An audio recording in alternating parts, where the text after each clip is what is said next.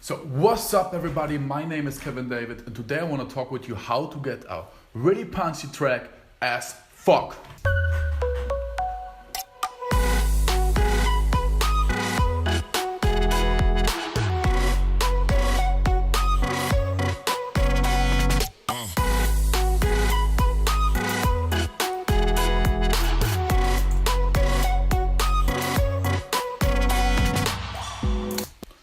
First thing about what I want to talk is actually you don't need a lot of gear and you don't need a lot of stuff at all. Look at my studio, it's really small. I don't even have acoustic stuff or something go on.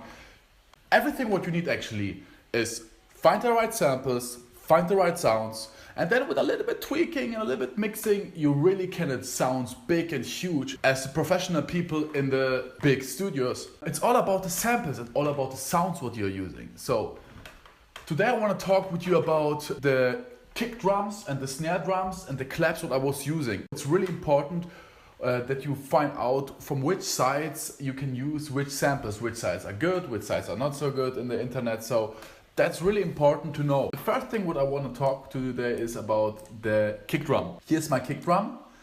As you can see, so this kick drum I find on spliss.com. Spliss.com is a really nice site. I don't get paid at all, so I don't have a lot of views, so I'm just starting with my tutorial. So how you can see, I'm really professional with my professional microphone here, my iPhone. You can go on this site and you can choose from different libraries the sounds and just download them directly, and you can really try everything out. It's really nice. Here's my kick drum.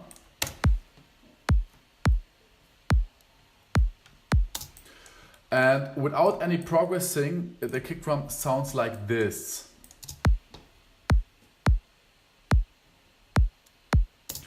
So what I did actually on the kick drum, I just did two steps, really simple. I did a little bit of EQing and I did a little bit of a kind of compression. For me it's really important that the sounds from the beginning sound really nice, because when they're not sounding nice, then you can actually everything destroy with the wrong mixing and all that stuff. So just make sure that your sound already is sounding so good that you actually don't want to change anything, just to tweak them a little bit and find the right position in the mix, take the right frequencies out or make a little bit of compression, but don't overdo it. So what I did here, really simple and really basic. Open up my EQ. I'm always working with this EQ. I love this Fab Filter EQ, Pro Q2. So how you can see, I took a little bit of the low ends out just to give more space later for my sub bass. So you can see this low ends I actually don't need.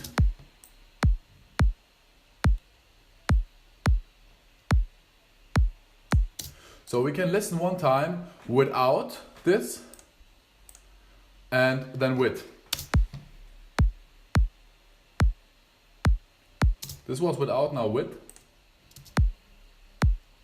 So I will switch now on, off, that you can hear it. Just look what my mouse does, then you can listen to it. So, without.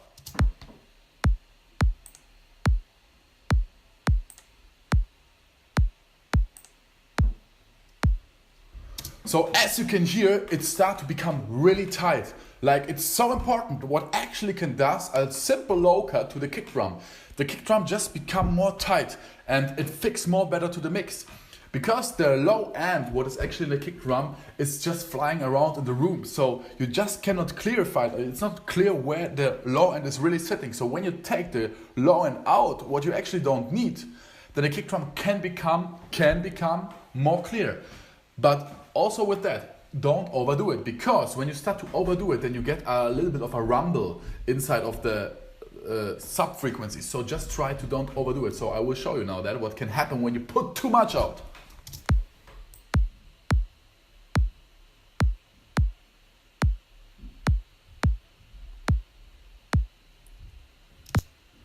So as you can hear, now under the low end, when you really clearly listen to the low end, there's like some rumble, like something is going on there, what start to destroy everything. So that's when you overdo it. You start already to destroy it because you take too much away. So don't overdo it. Just go like on 32, I guess, like that would sound nice. Even a little bit more.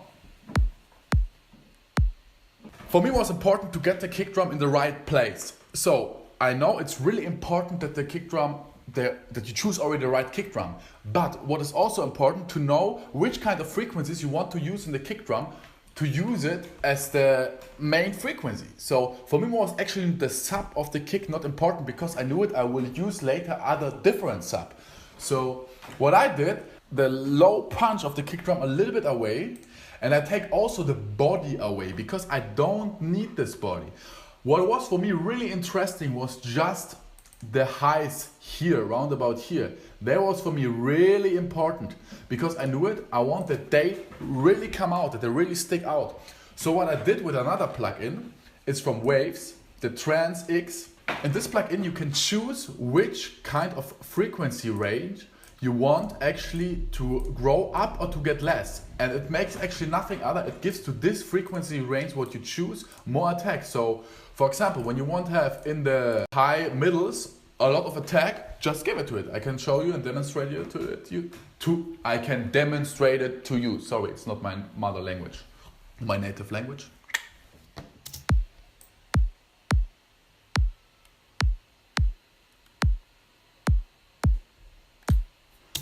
So as you can see, you can change a lot actually of the attack without any compression. It's a kind of compression, but it worked a little bit different, so it's really nice. So I just give a little gentle 3 dB attack to it here in the high end. So we can listen now. I will swip on and off to the plugin what actually happens. And you listen please carefully to it, what happened to the sound actually. We start with off.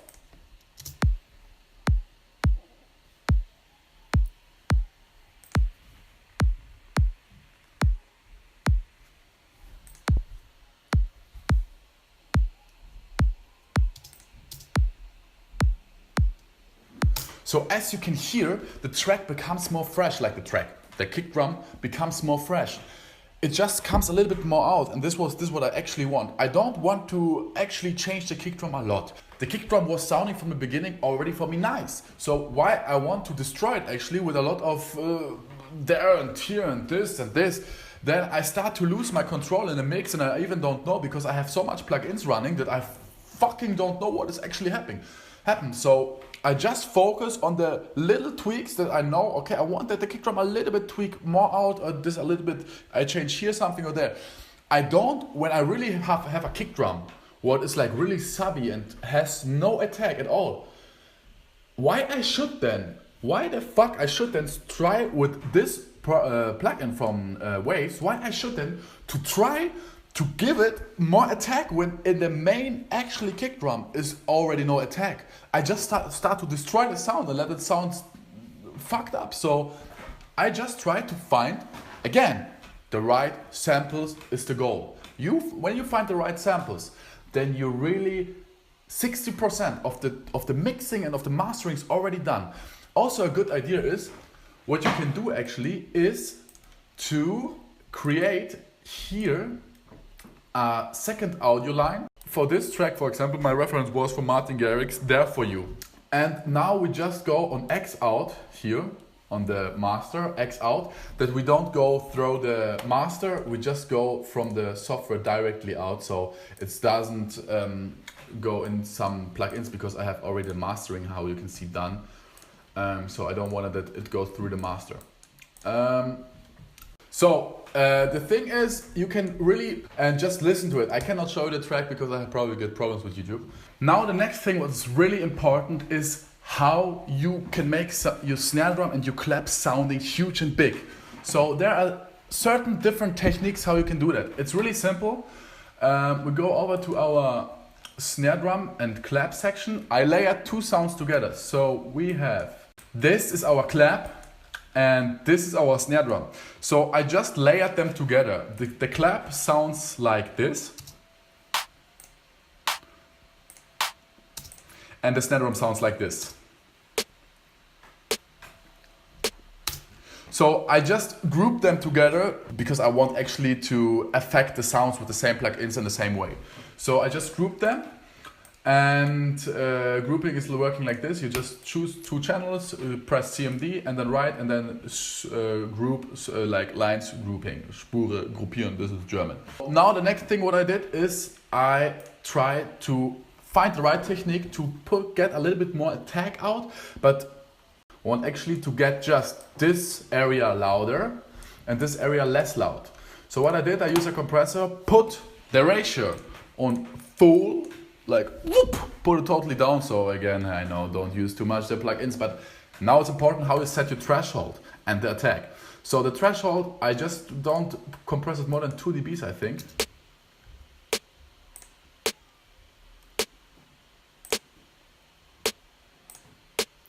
So you can see it's really not a lot of compression. And then I set the attack to 3.8 so that I only compress this area, and this area I leave, so that because when you compress it too much, it happens this.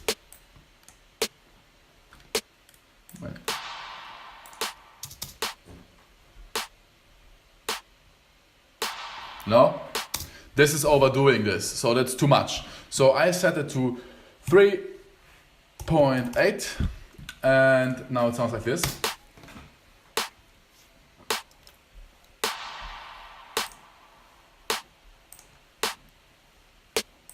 Yeah, I would say it's a little bit more in the mix. I will swap now the compressor on and off that you can hear by yourself how it sounds, okay? So, without.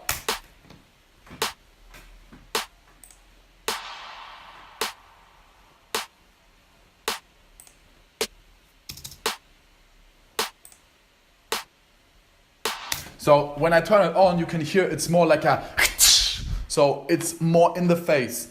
The next thing what I do is a little bit of saturation. I just have a drive of 3 dB, a soft clipping on that I don't destroy the sound actually, that it's just clipping a little bit, and to get it a little bit more louder and more punchy in the face. So without it sounds like this, and with it sounds like this. So what happened when I overdo it? I actually destroy the sound, what I don't want. So the punchiness is gone when you overdo it. I just want the attack actually get a little bit more sharp, a little bit more crashed, you know, that it sounds a little bit more aggressive. So I just decide 3 dB with analog clipping, like this is the most less saturation what you can actually choose. You have a different curves what you can choose. I just want to have the analog because it's actually the most simple and the most soft.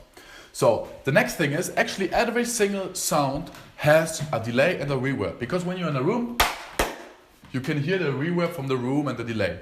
So what you want to do is to get the sound a stereo feeling, and this you can do really good with a reverb.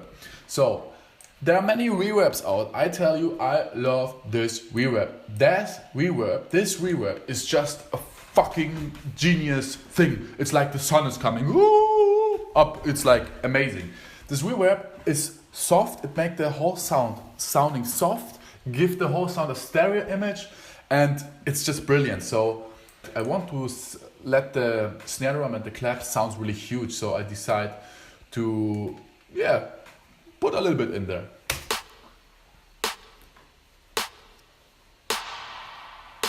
So I use this Valhalla vintage reverb. It's like 29 bucks or a little bit more maybe.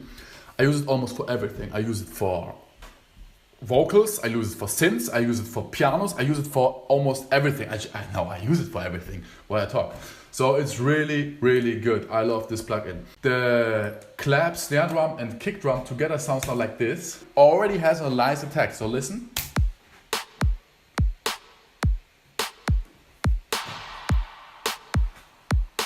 So we can hear there's a lot of attack going on now there, but we want to have a little bit more of a high frequency spectrum like hi-hats, really simple. So I just decided simple 808 hi-hats, use the same technique with the compression again, 3.46 milliseconds of attack, threshold, and bring the whole hi-hat a little bit more to the front. The hi-hat sounds without compressing like this. And with compression, it sounds like this.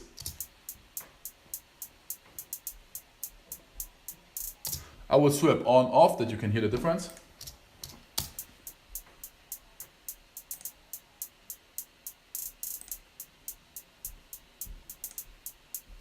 So again, it comes a little bit more to the front, it sounds more nice. Together it sounds now like this, and now we have a simple groove going on with everything attack, everything is right balanced, and we can already hear that the sound is really fixed in the right area.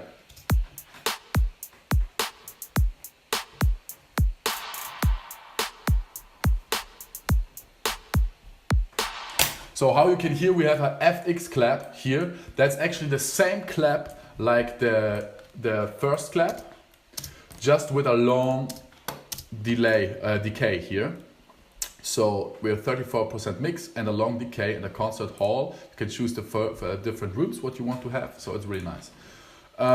Just to have something different every time, every like 2, 3, 4 bars going on, like 2, 4, 6, 8 bars. Something has to change, you know. Yeah, that's actually the sounds what I was using. I use a lot of samples. I don't use actually presets or stuff like that. I play only with samples.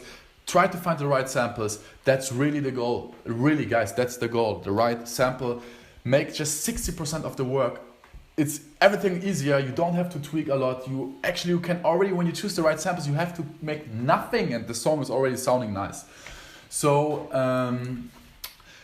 the second thing what is really important, find the right balance of volume. So you don't need to compress something or to EQ something or whatever only because you think, oh my god, that sounds too loud. No, try just to balance it with the volume. Just when you hear that the kick drum is too loud and you think, oh my god, there's too much sub going on, first step what you do is going in your volume and check out if the volume maybe is too loud. And then you just see, okay, I can maybe push the volume a little bit down or push it a little bit up, whatever what you have the feeling. And then you already can see if you now still need to tweak something or not. So this was Kevin David.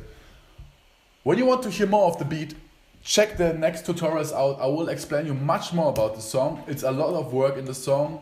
The song is actually really simple.